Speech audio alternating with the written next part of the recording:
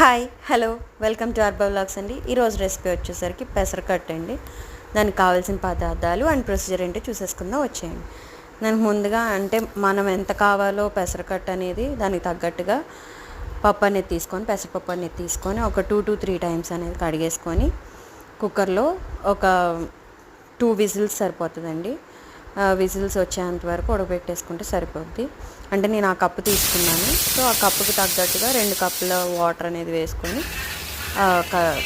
ఉడకబెట్టుకున్నాను. So అలాగ మీరు కూడా ఒకవేళ దానికి తగ్గట్టుగా 2 కప్పులు అలాగ తీసుకొని వేసుకోండి.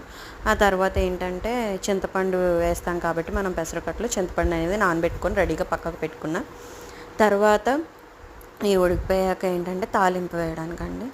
సో నేను ఆ స్టీల్ వెజల్ అనేది స్టీల్ గిన్నె అనేది యూజ్ చేశాను. అందులో 2 to 3 table spoons of oil అనేది వేసుకొని అందులో కొంచెం మళ్ళీ నెయ్యి అనేది వేసుకొని, నెయ్యి అంటే ఇప్పుడు పెసరపప్పు కదండి యూజ్ చేసేది, సో దానికి నెయ్యి అనేది చాలా బాగుంటుంది, అందుకనే వేసుకున్నాను.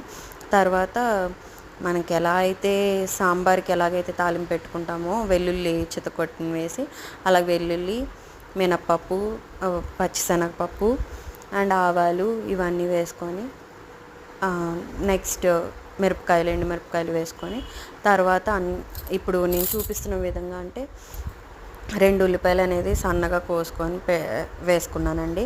అండ్ 4-5 పచ్చిమిరపకాయలు అండ్ 2 టమాటాలు వేసుకొని కొంచెం మగ్గేంత వరకు కూడా ఉంచుకొని తర్వాత పసుపు, కారం అండ్ ఉప్పు ఇవన్నీ వేసుకొని ఒక 5 minutes అనేది వేపేసుకొని తర్వాత మనం ఇందాక ఉడకపెట్టిన పెసరపప్పు ఏదైతే ఉందో ఆ పెసరపప్పు అందులో వేసుకొని కొంచెం రోల్ బాయిల్ అయ్యేంత వరకు, అంటే ఆ నీళ్ళు అనేది వేసి ఫస్టే నేను చింతపండు వేయలేదండి, అది అలాగా రోల్ బాయిల్ అయ్యేంత వరకు కూడా ఉడకబెట్టుకొని తర్వాత ఇందాక చింతపండు నానబెట్టాను కదా అది ఆ రసం అనేది తీసేసి అందులో వేసేయడమే.